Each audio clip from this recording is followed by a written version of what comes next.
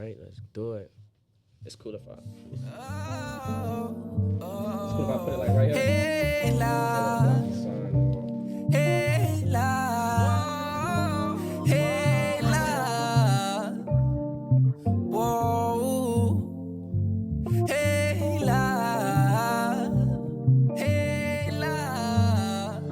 Ghetto roast, grew out the dirt, can't clean my soul up with Lysol. Told her wipe me down like Boosie Boo for the time I had to take white balls. Mine's on hula hoop, put that thing up in a letter. Say they lost a screw, heard the boy fell all bad with me. Said I've been struggling for a while, oh Lord, this crosswind on me. Anxiety been driving me, this road getting lonely. I'm so low grown, man, but I need you to show me how. turn it to the side, y'all. Hey, welcome back to the talk. Funny story, we already started this episode, but that John did not record. But that's okay, because we're back, and we're here with Nation. Let's get it. We're feeling good on this beautiful day. You know, we were speaking on that lyric, this road's getting lonely, anxiety. Go ahead, just preach on that, man. So basically, what we were discussing beforehand, before it went off, I've always dealt with anxiety since I was a little bit younger, but I couldn't put a title on the feeling that I felt basically when I was a little bit younger. If you go back to some of my older songs, like some of the lyrics that I'm saying, some of the things that I'm speaking on, it all fits into the word anxiety or being anxious, basically.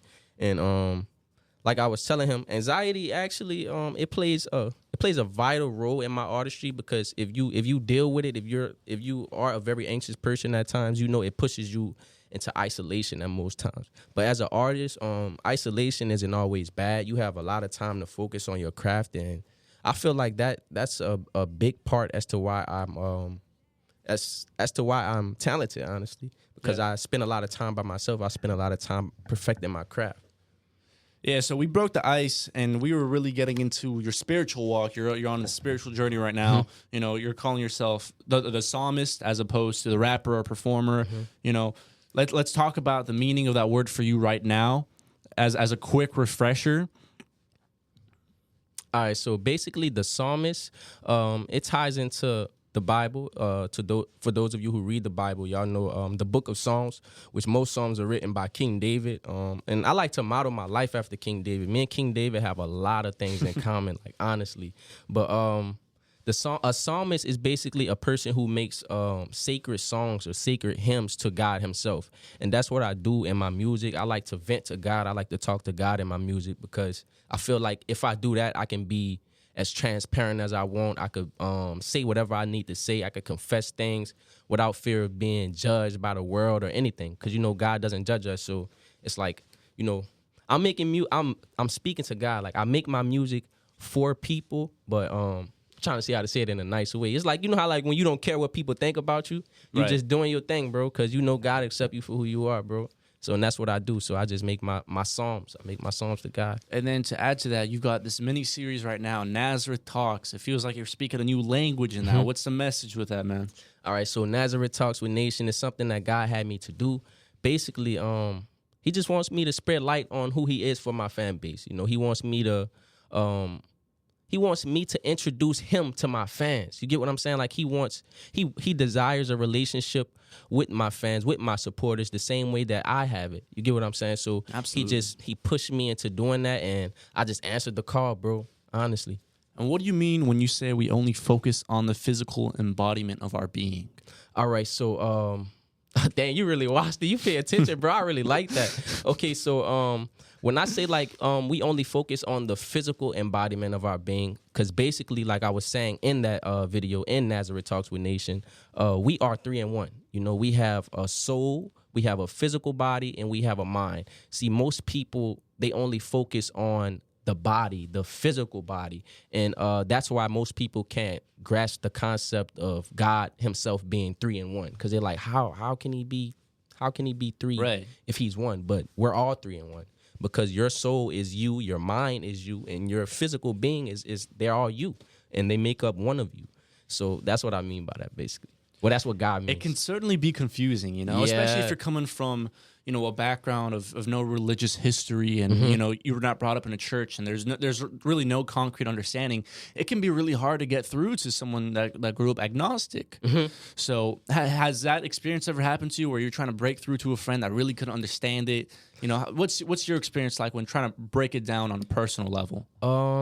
For the most part, like, see, I used to shy away from breaking it down to people because I didn't think that they would understand. But really, one of the reasons why I started doing it because I was breaking it down to one of my friends, and he was like, "Yo, bro, you need to start doing videos on that because now that you say it like that, it makes sense." Like, I feel like when you get personal with people, when you put people in certain positions to look at it in a light of it being them, like you're 3 in 1. And you break it down. You have a body, you have a mind, you have a soul. They can't go against that because they know that they have a mind, they know that they have a body, and they know that they have a soul. So it's like it's kind of hard to well, I'm not gonna say that because that would be like I wouldn't say disrespectful to people who don't get it, but I feel like if you are very open minded, even if you don't agree, I feel like it would be easy for you to understand where I'm coming from, basically. I agree. You know, I wholeheartedly agree. It can be confusing, but I absolutely see where you're coming from. Yeah. You know, I agree with you in a lot of those same ways. But we were talking earlier, you know, about your spiritual walk and if it ever conflicts with your artistry. I was mentioning that the music industry comes with its own temptations. Yeah. So if you could just speak on your experience on that a little bit, because you had some really insightful perspectives. Honestly, like the music industry, it does come with a lot of temptation, especially for artists like me. And before I even get into that, like a lot of people, like even in my religion, they try to put me in a box. Like they want me to be a certain way or act a certain way. But it's like I have to be comfortable with being my authentic, true self. And, you know, once you're being your true, authentic self, it doesn't matter what environment you're in. It doesn't matter what people place in front of you. It's all about your integrity to who you are. And honestly, man, like I was saying earlier, the music industry does come with a lot of temptations, man. I'm gonna just be real. Like it come with the temptation of like messing around with many different women, drugs, alcohol, like. Man. And it all comes with it. And I've been tempted in those areas a lot, y'all. I'm telling you. But, you know, I've stayed strong to a lot of things. There's times where I fell, don't get me wrong, man. But I've stayed strong in a lot of those areas, man. For real. You know, to allude back to the Bible, that's the purpose of Christ and the purpose of your message and the purpose of your being here. And you're on a mission right now. I'd say you're on a mission. Yes, I really am on a mission. And like you said, man, that is the point of Christ. Like I was saying how I failed in some of those areas. That's where he comes into place, man, honestly, because he, you know, I didn't really want to go there and make this all religious, but man, he died for our sins for a reason, you know, so we can get back up and so we could keep, you know, so we can keep trying again. You know, and just be honest and transparent with him. And that's how I've received a lot of help from him in my walk, bro. Like, let's say I'm trying to like not have sex with all these different girls, right? But they keep coming at me, right? So I have to pray and I be transparent with God, like, man, it's a lie. I'm not gonna lie. Like they coming at me left and right, you know, and it's kind of hard to abstain from these things, right? And so I'll have to read. I'll have to write down certain things. I put certain stipulations for myself so I don't fall in certain areas. And man, even with smoking, like I haven't smoked in almost a month now. You know, because I just put it down. I feel like it makes me think more clear, and I feel like it helps me in my spirituality, in my artistry as well.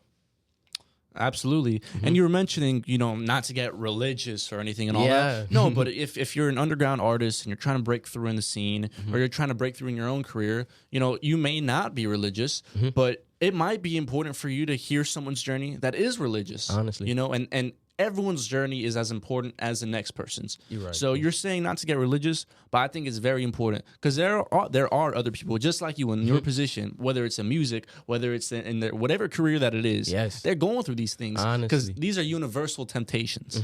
You know, so everyone struggles with their own temptation, but at the end of the day, we're keeping it real. We're keeping it honest here. So just continue to do so without any other forethought. Honestly, you're right, bro. So Appreciate that too. I appreciate that. of course, can anything good from Nazareth? Why does that scripture resonate so heavily with you? Man, okay, so can anything good come from Nazareth? Jesus Christ himself comes from Nazareth. And Nazareth is the most, I don't know if it is today, but back in those times, it was the most dangerous place in Jerusalem. Just how right now, currently, New Orleans, Louisiana is the most dangerous place in America and one of the most dangerous places in the world. So by that scripture, can anything good come out of Nazareth? And the creator of the world, the creator of the universe himself came from Nazareth. So I just take that scripture, but I tie it into me. Can anything, not even me, to everyone, can anything good come out of New Orleans, basically? So it's a question, and I'm the answer at the same time. Just how Jesus Christ was the answer to that question. How he came out of Nazareth, and he was a good man, the most perfect man to walk the face of this earth. You have me. I'm coming from New Orleans. I ain't claiming to be a perfect man, but I really believe that I have a lot to offer to this world. In a good sense, because a lot of people they put out negative energy, and I feel like I have a lot of positive energy and a lot of good things to pour into people and into the world. And that was really catching on in 2020. Your positive, impactful raps, because that really wasn't coming out of New Orleans at the time. So you were really starting to gain a lot of attraction. You had a lyrical lemonade blog written about you. What was your mindset when that was going on? Man, I was in school when I received that. I was like, bro, even my teacher was happy, bro, because my teacher he was heavily into music, and so it's like, I just did like a loud outburst. I'm on my phone. I was like, yo, Lyrical Lemonade just posted me. Everybody was like, let me see. Everybody got up, looked at the phone. The teacher was like, yo, that's dope. It's like the whole class just stopped after that. Like, we wasn't even worrying about nothing after that. Like, the whole class for the rest of that period, we was just happy. Have you ever seen that video? There was a bunch of kids just singing your song. They were rapping along to your song. I don't know if you've seen this. I might have to send this to you. Send it to me. I will send it to you. I probably have seen it, but okay. Can you describe it? Like, what was going on in it? Sure. Yeah, it was chaotic energy. Your song was playing. I forget the exact song, but this was back in 2020. And then you had girls singing along to it, rapping along to it. You had boys rapping along to it. Was it at school? It was at school. I was in that video. You were in that video? Yeah, I remember that. Did I have like a red headband on? Was it that video? I don't remember that exact. Okay. Feature, but I do remember the school video, and I thought it was a very cool thing because, I mean, were those your classmates? Yeah, classmates. Even if it's just your classmates getting involved, like those are your words, bro. Those are the words that you put together from the heart, from the soul, from your mind. 3 in 1. Yes. You got me? Yes. 3 in 1. This ties back to what you were saying. 3 in 1, bro, and it comes from there. So you're on a mission, and it seems like you've been on a mission since 2020, but when did the spiritual walk start? I would say the spiritual walk started in 2020 when I was 16, like I would say, because you have to have your own personal relationship with God, whether you were brought up into church or not. Like that doesn't it can help you with Jesus, but it won't really get you that far because you have to have your own personal relationship with God, like your mom's relationship with him or your dad's relationship with him. It ain't really going to get you nowhere because you're your own person. You have to grow up eventually, and you're going to go through things that your mom and your father can't save you from. But you're going to have to walk with God on your own. And I realized that at the age of 16 when I started to go through a lot, man, whether it was dealing with the streets or love life or whatever. Like I say, King David, most people don't know, man, King David was a gangster, bro. He was a man of war, but he had such a close relationship with God. It was like I was drawn to God, purposely he drew me to King David at that age because I saw so much similarities, and I was just so shocked and amazed that like a person like me, similar to me, can have a relationship with Christ, and that really boosted my confidence in my walk, and it made me not be ashamed of my walk, and you can hear that even throughout my music back then. One thing I noticed off the bat about you, even in how we opened this episode with Vendetta, you have very lyrical lyrics, if you know what I'm saying. Yeah. Similarly to like Tupac, for example. Thank you for that comparison, very introspective, very thought-provoking, vulnerable, emotional. Was that always the goal with your music? Honestly, no. Like when I started to make music, I was just making music to when I first started making music, I made music as an escape. But once I started to take it more serious, being vulnerable as possible was always this thing for me. Like, cause like when I listened to different artists, the more vulnerable that they were, like the more I felt their music. Like Juice WRLD, I would say Juice WRLD, Rod Wave, NBA YoungBoy. When I was younger, they really like it's. I know they, they might not make all positive type music sometimes, but just them being real and authentic in their music, like they telling you, hey, this me, bro. You don't know how much that meant to me as a kid, because it's like, dang, they really just.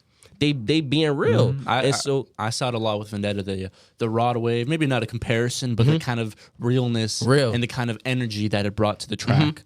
Definitely really inspiring. Is inspiration your goal? What does a legacy look like for you? What do you hope to achieve? Dude, you're a young guy. You've done a lot the last 5 years, and you should really be proud of yourself. Man, I appreciate that. And I needed that because, you like as artists, man, we struggle with not feeling like we are where we want to be. Whether those big artists that you see, 9 times out of 10, that artists feel like they should be even bigger. Like, it's interesting that you say this because I'm gonna just add this really quick, but you just performed a halftime show for the NBA Pelicans. The New Orleans Pelicans. I mean, and you're saying this, which it blows my mind. But continue with your train of thought. Yeah. I would say, man, like I was saying, you see, now there, and then like I thought about that. I'm like, man, there's someone under me right now that this is their goal. They want to perform at the Pelican show. They want to perform at an NBA game, and I'm currently doing it. So, like I was saying, like it's always someone, the person that you think is above you, quote unquote, because I don't think no one is above anyone. But the artist that you think is above you, this person goes through the same emotions. They feel like they should be bigger. You feel like you should be bigger. I feel like I should be bigger. But it's best that you embrace where you are now, and let that transform into your art. Now, to answer the question about the legacy, man, I want to go down. I used to want to go down as the greatest artist ever and all of that, but honestly, I don't really care about it anymore. I want to go down as the most, if not one of, but the most real, raw, authentic artist. Like I want people, when it's all said and done, I want people to be like, bro, he left it all on the mic. He left every piece of his essence on that microphone. That's what I want. To add to that, I mean, that's a great goal, but to add to that, a lot of people chase momentum.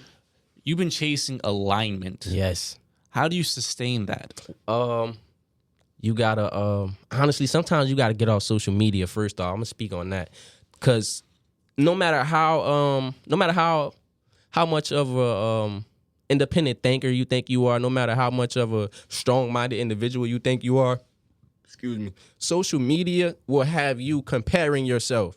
So sometimes you got to step away, because the more you're on it, you start to see this person doing this person doing that, this person doing this, and you like, man, what am I doing? And honestly, that doesn't matter, because the more you chase alignment, the more you chase your specific journey and your specific purpose, everything is going to happen the way it's meant to happen for you specifically.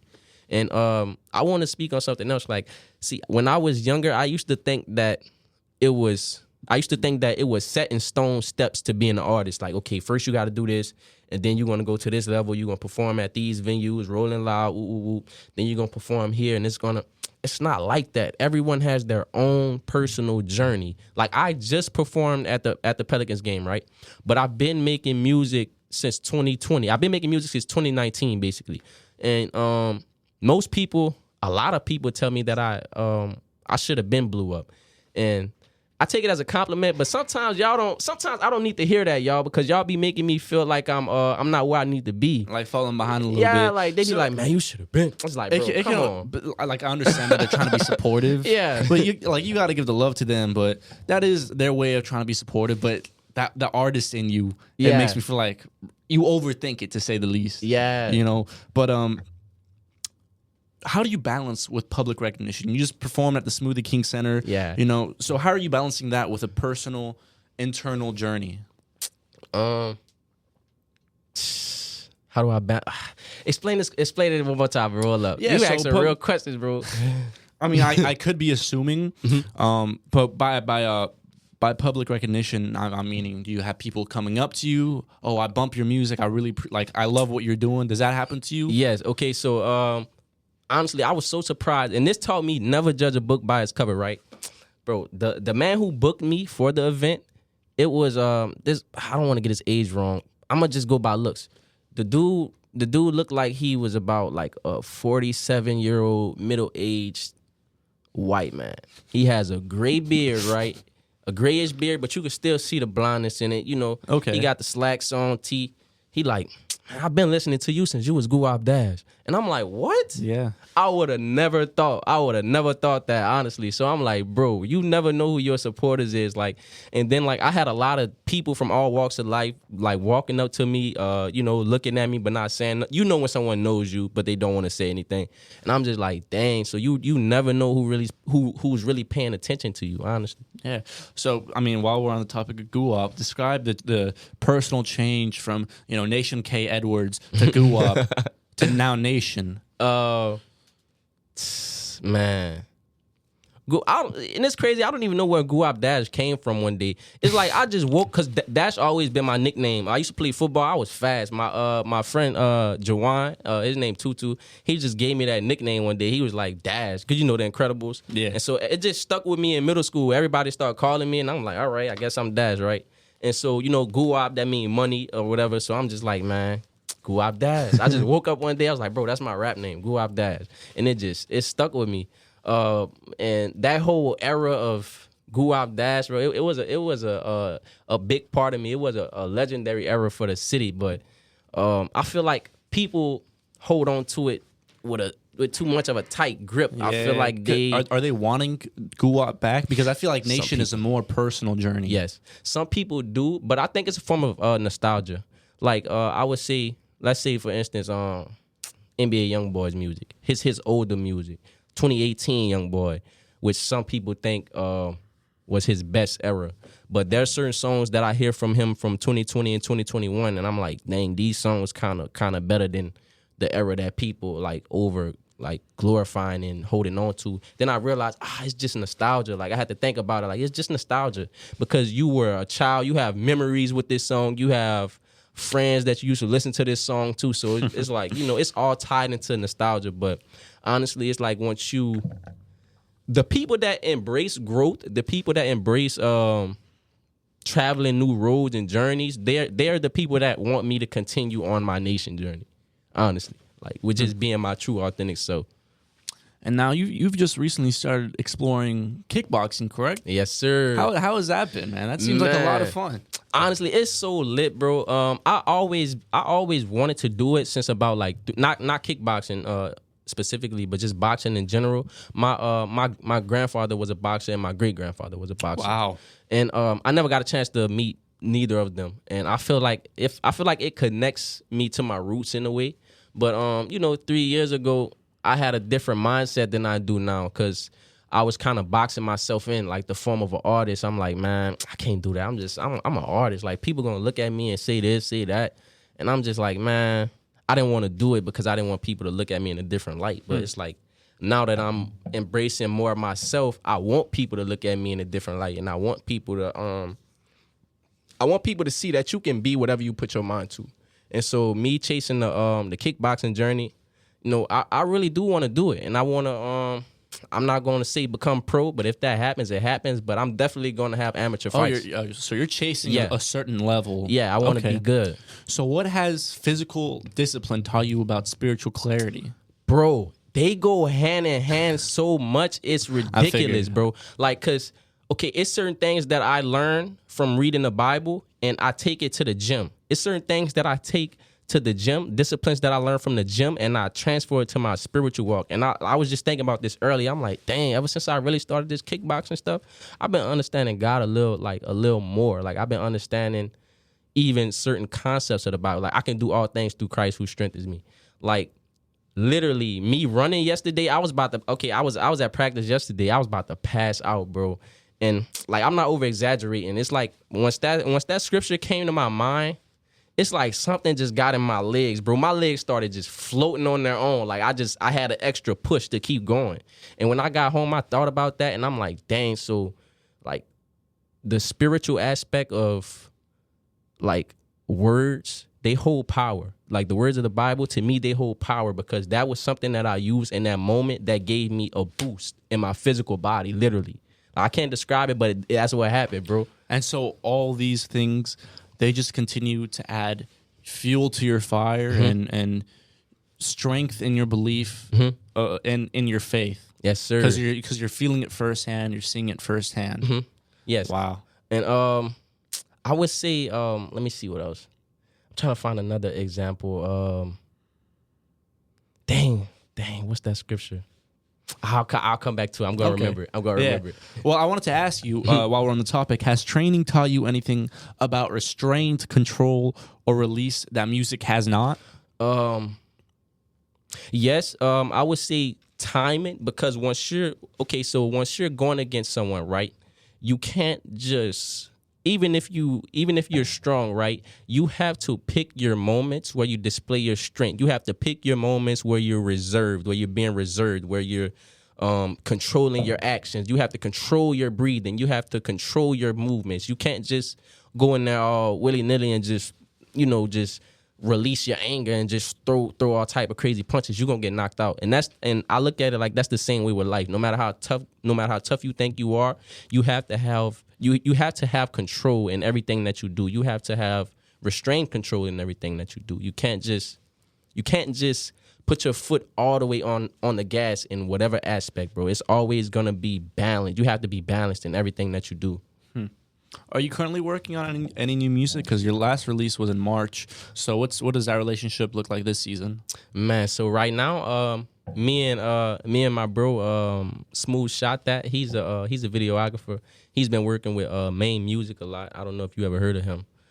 We plan on shooting the video to Vendetta very soon. Nice. So we gonna get some visuals up there. Yeah, and but it's you're gonna be good fire. about your visuals though. Like you stay on top of it. Yes, I feel like visuals are an important aspect to music because it's like it's a visual display of the song. Like, and it has to go hand in hand with the song. Like the run and gun videos are cool sometimes, but I feel like once you put together a concept for the video, and once you put together like sequences for the video, everything comes out the best way it's supposed to come out, honestly.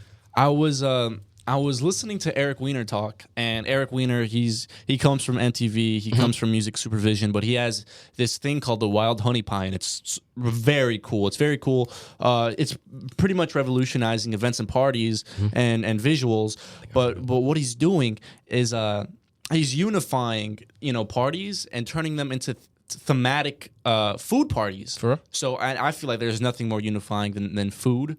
So he said something that I thought was very interesting about visuals. He says, with playlist pitching now, you can discover new artists through playlists. However, if an artist discovers you through a video or a visual, that relationship between creator and listener is completely boosted. And that engagement is on another level, which is not being seen too often. I agree with that because it's like the first impression. It's like the first impression. If someone discovers your song on, let's say, YouTube, and it's just like the cover art or whatever, even if they like the song, like they may bump the song a few times, but if they come across like an actual video concept of the song, like they're going to be drawn to that song a lot more because they get to see your, I think, personality. If you're displaying your true personality within the visual and how you act, how you carry yourself, they get to basically, it's like you giving them you all in this 2-minute, 3-minute video. Absolutely. Or whatever. And it's their first time seeing you. And that goes back to what you're saying, leaving it all on the mic, and you're just being your true, authentic self. And there's nothing more important than authenticity. Yes, sir. I feel like taste is everything, and taste change. But you're chasing a certain genre of music. Yeah. It's going to cater to people. Yes, sir. But it's yours. Yes. So I feel like that is very important. I want to move into this next segment because I want to focus in a little more about your transition into Guwap. So I want to get an insight into your foundation, your early days. What was your upbringing like? Could you mind painting the scene? At school, home. I mean, who were you back then? Man, all right. So just to be transparent, okay. So, dang, that's a great question. All right. So my mom and dad split when they were 2, right? My mom, she's from Texas. My dad's from here. My mom's from Dallas, Texas. And my dad, he's from here. So I was living with my mom a little bit. I was back and forth. I was born here. We lived here for a little bit. Then I went to go stay with my mom. I came to live with my dad permanently in the 3rd grade. I think I was about, how old were you in the 3rd grade? About 8, 9, whatever. Yeah, that sounds about maybe. Yeah, maybe. so it's been a while. Yeah, so I was about 8, 9. Came back here, and for the 3rd grade, I went to Dolores C. Erin. It's in the East, where I met all of my real childhood friends. That's where I met them at. I started making music in the 6th grade, and it's crazy. Like this dude, it's this guy. He doesn't even make music anymore. His name is Taurus. Okay, so my first memory that I have with like music, I lost the rap battle in 6th grade. No. And I lost so bad, bro. Like, dude killed. If you know, you know. Like, if you was there, bro, you can remember. Like, dude killed me, and like, and it was Torres that you battled again. Yeah. Oh my and so God. But honestly, I needed that, bro. I was writing so many raps for our rematch. Like, bro, I was writing a sheet of paper a day, just straight bars, just writing every day, getting better, and getting better. But my reason to get better was to beat him again. But honestly, like, I started to realize, like, dang, I'm actually getting good. Like, outside of me trying to do this to get back at him, I'm actually getting good at making music. And so I just kept at it, during the 6th grade. And we didn't never get the chance to run a rap battle back because I forgot. Our class got in trouble or something. But luckily before that, like, we had a chance to like rap our verses to each other. And he was like, bro, you got me. I'm not even going to lie. So that felt good because I know I got him. Would you be down to do it again? Run it back for old time's sake? Yeah, I'll be down to battle Taurus again, man. But how important is musical competition for you? Because you came into this rap battle, and this completely set you on a path where you're just becoming better as a musician. Honestly, now it doesn't mean anything to me. If I'm being real, like, but I think it's because I've gotten to that point where I'm so confident in my art and so like comfortable with who I am as an artist. I don't really compete with anyone. I don't really focus on anyone else's journey.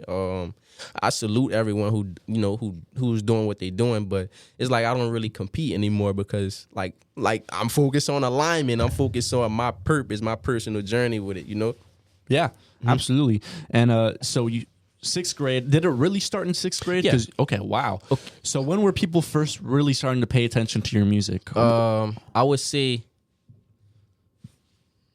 that summer, the summer before 9th grade. Okay, so the summer before 9th grade, I was about 14, right? And I'm in Texas by my mom. I'm making music on my phone.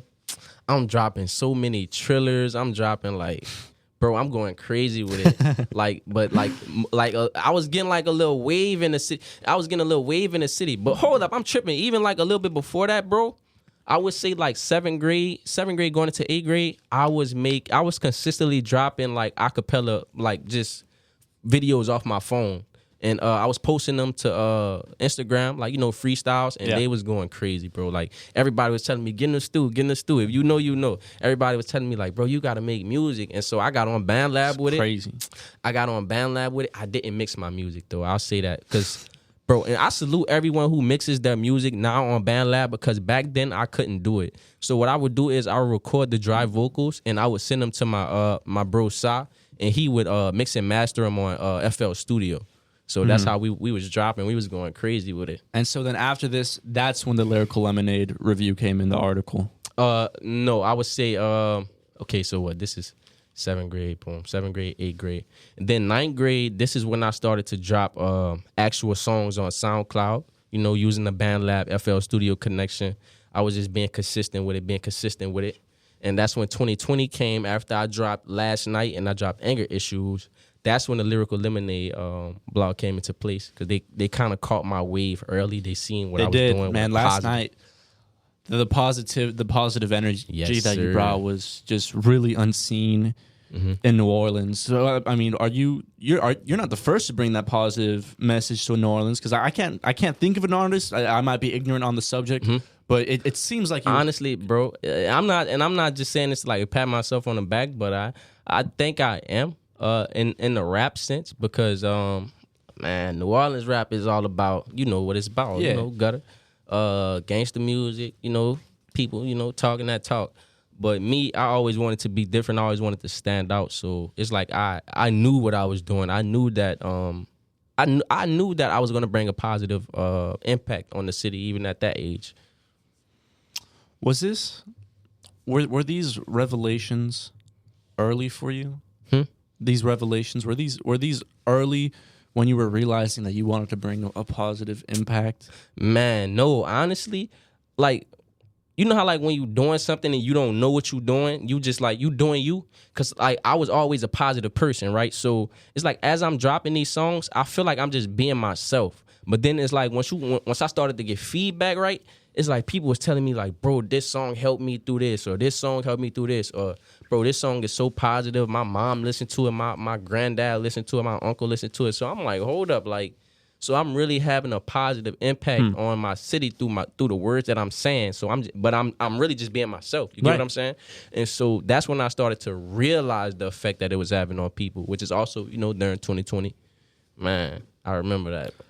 Now, I want to transition this next segment to Flex Never Fold, FNF. Yes, sir. And this, it's remarkable to me. It seems like it could be a label, it could be a community, it could be a clothing, it's an LLC. Flex Never Fold. What does this phrase mean to you today?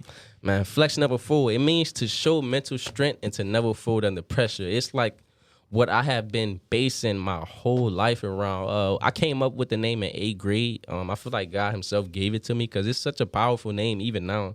Like every time somebody hears it for the first time, they tell me like, bro, that's fire. Like I think I will wear that a lot because I have certain people that tell me like, bro, that's me. I've been doing that my whole life. And so it's like, it's something that people that go through a lot, or even, you know, you don't have to go through a lot of traumatic events and stuff like that. If you're pursuing a certain thing to where you have to show mental strength, whether it's a sport, whether it's a career path, whether it's a entrepreneur journey, which is also like a career path or whatever, you have to flex, never fold, bro. You have to show mental strength. You have to never fold under pressure because no matter what you're trying to do, pressure is gonna come, man. And it's all about showing that mental strength and not giving up during it. So it seems like you've been able to, you know, get this print on demand. You came into the studio today with the FNF merch. Speak on the printing process. Is there like a line that you put out?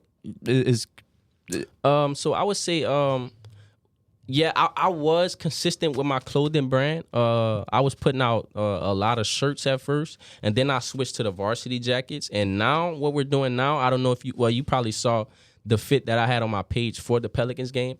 Those are about to be our new releases, like with the jeans that I have on right now and the Letterman varsity jackets. Yeah. So we trying to step it up and go into more of like a designer aspect of it. You get what I'm saying? And that's really cool because I feel like it also plays in with your mission. It all really is your mission. Yes. Because the mission just seems like it's more than music at this point. Yes. Music just seems like in addition to what you're doing. Yeah. But with FNF, you have the Bible verses on it. You have John 1:4-6. Is every single one John 1:4-6 in particular, or do you mix it up? Maybe Peter 5:7, John 3:16. Man, that would be a good idea. But just for this for that specific varsity jacket, it's gonna be the same verse because the Ghetto Optimist theme. Gotcha. So the Ghetto Optimist theme ties. I love that. Yeah, the Ghetto Optimist theme ties into the what good comes out of Nazareth, what good comes out of New Orleans. It's about being optimistic no matter what environment you was raised in. You know, and I was raised in the ghetto, but I still have this positive mindset. I still have a certain mindset. So it's like, bro, I'm a ghetto optimist, bro. It's like Tupac said, I'm a rose that grew from the concrete. You know, like a rose, a beautiful flower that grew from the hard concrete, the concrete jungle, bro. And, man, I feel like it don't get more authentic than that, bro. Honestly, bro, I love it, bro. I love being myself. I love just spreading I love spreading the vibe out, bro. Honestly. So you've garnered attention from music labels, music people. You were telling me when we were walking up. I'm sorry. You were telling me when you were walking up that you were in Miami for some time. Yeah. You know, speak on that experience because there's a specific reason why you were in Miami. Man, I was in Miami because I was about to get signed by this label. But man, I would say Miami, bro. Miami is the most beautiful place I've been to so far. I want to go to New York. I don't think it's going to be better than Miami. I think New York is going to be very crowded from what I see, but I still want to go. I want to visit certain places, and I want to go to Jamaica, which is outside of, outside of the U.S. But man, Miami so far is like when I was there, when I was on the balcony of the hotel high up, just looking at my surroundings, I'm like, bro, I'm really here right now because of my music. And that changed everything for me. That moment let me know, like, this is what I'm going to do in my life. Like, I'm going to dedicate my life to my calling, whether it's with music or just anything else dealing with entertainment, just showing who you are as an individual. I always knew I didn't want to just be a part of the rat race, man, just living day to day. No disrespect to anybody who do it, bro, but just going to work and just, bro, no, bro. I feel like I have to do something else, bro. I have to be more and do more with my life. And that trip to Miami really, like, it let me see that. It let me see that I want to travel, that I want to experience the world, honestly, and through my music, through my calling. I'll say I'm sitting here, I'm watching you, I'm like, yeah, because I'm agreeing with you on all of this, and it's very inspiring to see. And I did want to go back a little bit because you were talking about visuals for Vendetta. Yes, sir. But I want to speak on if you had any music dropping soon. Is there anything that's yes. in the works right now? Something that your fans or a listener of this episode can look forward to? Man, so I'm about to go on. I plan on going on a consistent visual drop. The first one would be Vendetta lined up, and then I have like 4 more lined up right after that I'm going to shoot to and drop consistently. Okay, is it for songs that have already been recorded, like yes, Bayou sir. Blues? Not Bayou Blues in particular. I am going to shoot visualizers to Bayou Blues and commercials to Bayou Blues because, like, that's a song that I'm really about to get ready to push so hard right now, especially like with summertime coming up. I feel like more of the world, like, definitely they're gonna love Bayou Blues, bro. They're gonna love it. So I'm definitely gonna keep working that song.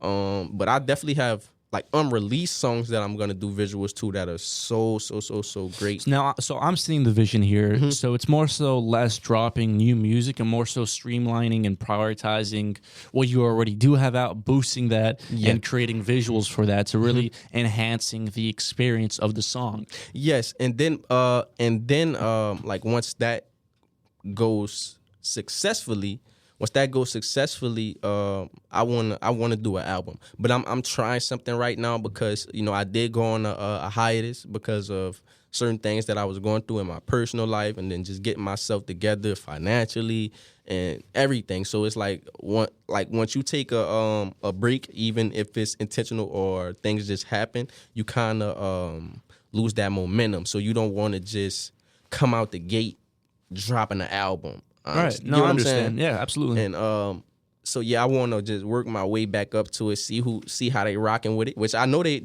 have been feeling like the snippets and things that I've been posting, and the videos that I'm talking about, they're gonna be to some of the snippets that I've been posting. What do you want the next wave of underground artists to understand before they chase the spotlight? Man, before you chase the spotlight, I would say you need to get your business side in order first and foremost. You need to understand all the different forms of royalties, all the different ways you can generate money, because it's gonna happen quicker than you think it's gonna happen, especially if you're consistent with it and you're new. Because you're gonna always have that new guy effect. Like like the new dude who shows up to the school for like the first 2 weeks of the new guy showing up, he's the topic of the school. The new guy, you know what I'm saying? So you gonna have that new guy effect, or a new girl if you make music and you're a young lady or whatever. So yeah, I would say prioritize the business aspect so you can successfully capture all of your revenue that you make. Boom. Yeah. And then secondly, I would say by the way, I could not have said that better myself. Yeah. That was right on the money. For real, bro. Honestly, that's something that I wish I would have knew back then when I was first starting out. And then secondly, I would say continue to focus on your craft, how like that level that you're focusing on it, intensify it. I would say don't focus on the gaining fans aspect, even when you start to gain them, because it's gonna always come to that point where it's like a little halt, and you don't want to let that get to you. Like, dang, all right, so I was going up this fast, and then now I'm going up like just a little bit slow. It'll play tricks on your mind. So it's best to just focus on the art, man. Just focus on the art. What's something you had to unlearn to evolve as an artist? Something I had to unlearn? Yeah. If there's been an instance. Yeah, I would say I had to unlearn thinking that everyone is gonna understand your journey, or everyone is gonna like your music, because there's artists that are like very big, and I don't necessarily listen to their music. And I'm talking about people like that's not industry plants, that people that has like an authentic fan base, and people really genuinely rock with their music. And I listen to them, and I'm like, I just don't see it. So I realize music is it's opinionated, bro. It's very opinionated. There's no such thing as like you really being the best. Like it's people's opinion, bro. It's you are catering to this specific audience of people, and they relate to you and you relate to them. So that's why they listen to you. So you get what I'm saying? It's going to always be a group of people that gravitate to you, and there's always going to be people that don't. You get what I'm saying? For the underground artist who feels overlooked, what do you want to plant in their spirit right now? Man, you're not overlooked. I would say it's all about timing. Even if you have the talent, it's all about timing. And also, I would say focus on, it's always something that you can be doing that you're not doing. And once you get to that position that you're eager to get to, you're going to be like, man, I wish I was focused on doing this instead of focusing on getting here. You get what I'm saying? So always purposely, intentionally look for what am I not doing? Look for that. Look for what am I not doing that I could be doing right now. I love that, man. I'm going to take us into our last segment before we close it out. It's a rapid fire. If it's a, first instinct, let's go off instinct, one word or one sentence. You ready? Mm-hmm. Guwap Dashh in one word. Like my old. Your old, so yeah. Raw, man. Raw. I would say raw, bro. I was like, I still have that rawness in me, but it was like, bro, I was I still don't care about what people think of me. But me at age 16, 17, 18, bro, I didn't care what nobody thought of me, bro. I was just doing my thing, bro. I was just being my authentic self. And it's like once I got a little older and I started to gain more wisdom, it kind of became a hindrance to me a little bit, because I became an overthinker, bro. I was just overthinking everything. Because like once you grow in knowledge, you just start to just nitpick with everything about yourself. Like sometimes you just gotta let go, bro, and just let you be you. And once I started to realize that, I'm starting to see certain aspects of Guwap Dashh come back to me, and I'm just being myself now, bro. Honest. So we had Guwap Dashh in one word, but let's hear Nation in one word. Authentic. I would say authentic. Man, even though Guwap Dashh was raw, there's a lot of similarities that I can see. Like if I take myself out of my body and look at Nation and Guwap Dashh from a different aspect, from a different person's point of view, right? I would say Guwap Dashh was very raw and authentic, but I can see a lot of similarities between him and other artists or him and other people. But Nation, I haven't really come across no one that's like quite like doing what I'm doing right now, and the aspect that I'm doing it. And that's a very like good thing for me, bro. It's very encouraging for me. I just feel like I'm being my like 100% self right now, bro. What's one scripture that carries you? One scripture that carries me, it's a scripture that I posted yesterday, Jeremiah 17, chapter 7. Jeremiah chapter 17, verse 7 and 8. Blessed is the man who trusts in the Lord, whose confidence is indeed in him. He will be like a tree planted by still waters, whose roots reach out towards the stream. He will not fear when heat comes, and his leaves always remain green. He has no worry in a season of drought and never fails to bear fruit. That means everything to me, because there's always going to be instances in life where you go through things to where you you feel like you're not producing the best that you can. You feel like you're not on your A game. You're not things that may just not be lining up for you the way that you think that they should be lining up. You get what I'm saying? And so like that scripture means a lot to me because during those times, that's when your faith and that's when your relationship with Christ comes into play because you realize that he starts to carry you through the things that you can't carry yourself in. So like it says, like blessed is the man who trusts in the Lord. So the more you trust in God, and he gonna come through for you. Honestly, that's my favorite scripture, and it sticks with me to this day. Love that. Favorite strike to throw in kickboxing? Man, I love that. Let me see if I'm being That 360 roundhouse. I'm a master it. I'm a master that boy, but that's not. I would say my favorite punch to throw is the I like the overhand left. Okay. I love it, bro. 'Cause Nice. I'm left-handed too, so it just comes off so natural. Like when I step into it and I throw it, just comes off so natural to me. I love it, man. When's the last time you felt truly seen? Man, when the last time I felt truly seen, bro? If I'm being honest, man, the last time I felt truly seen.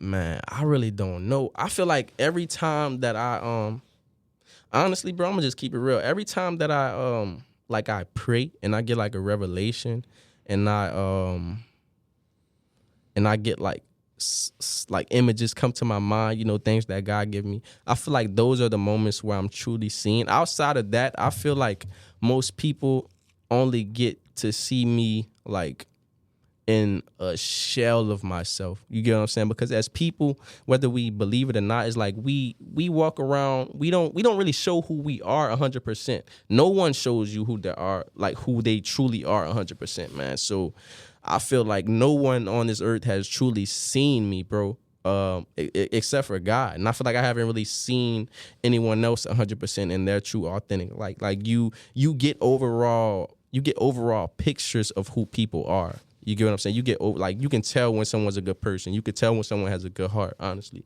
But it's certain things. It's certain things about that person or certain aspects to that person that we'll never know. You get what I'm saying? So honestly, I feel like the only time I'm truly seen is when I'm like connecting with Christ, man. Honestly, bro. For real. Yeah. Wow.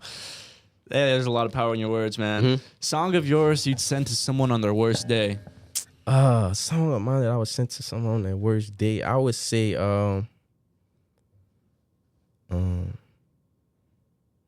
talking to myself. You heard talking to myself? Yeah, I've heard talking about I would say talking to myself. Talking That's to nice. myself. Yeah, I feel like any one of your songs could send someone on a bad day, though. Mm-hmm. For Yeah. real. Yeah. But let's see, one moment in your career that completely changed your perspective on success. Is it probably the Miami story, huh? Yeah, the Miami story, the Miami story and my hiatus, my little break that life took me through. It taught me a lot. It taught me that man, success really doesn't happen overnight, and it taught me it taught me that music is truly a grind. Like, it taught me that, bro. It taught me, like, music is truly a grind. The Miami situation taught me, like, this is really what I want to do for the rest of my life. But, like, my hiatus taught me, like, it taught me, like, because I was thinking about this earlier. It taught me, like, music or, like, your career is like a marriage, bro. It's like, it's going to be ups and downs in it. It's going to be things that come with it that you just going to have to stick with simply because you love it. It's like you gonna want to give up on it, but simply because you love it that much, you can't walk away from it, because when you walk away from it, you feel like a piece of you is gone, bro. Honestly, bro, that's how I look at it. Like, I feel like it's like a marriage, bro. That's what my break taught me. Wow. And let me add to that. You know, for the last question, this might be a little tricky to answer, actually, but if your spirit had a sound, any sound, what would it be? A saxophone. A saxophone? A saxophone for sure. Why a saxophone? Because, like, the smoothness of it, but a saxophone can be pretty sharp if you it could be pretty sharp and loud if you hit the right notes. Like, it's, bro, a saxophone, you gotta really pay attention to the notes of a sax, bro. For real. I think that's my spirit sound, bro, a sax. Nation, bro, thank you so much for coming through today. You know, where can the people find you? Plug in your socials, your Spotify. My Instagram is Nation the Psalmist 1, NASHONTHE Psalmist PSALMIST the number 1. My Spotify is Nation NA''SHON. Apple Music is Nation NA''SHON. I'm Nation on all music platforms. Yeah, those are only social medias. I have TikTok too. It's Nation the Psalmist. There's no number in it. It's just Nation the Psalmist. Yeah. You got any last words for the listeners? Man, keep going. I know it's cliche, but no, I'm not even gonna say chase your dreams. Find out what your purpose is and focus on your purpose. Focus on alignment, man. Focus on alignment and your purpose. Cause 9 times out of 10, they're gonna align with your dream, but it's gonna be way better than your dream. It's gonna be bigger than your dream, honestly, bro. So chase your purpose, don't chase your dream, man. Nation, this has been a great conversation. I really appreciate you coming through today. You know, great insight. Really loved having you here. To everyone listening, stay locked in. Keep chasing your passion, and we'll catch you next time on the Talk NOLA. Let's get it, man. Today, they lie right to my face. My face.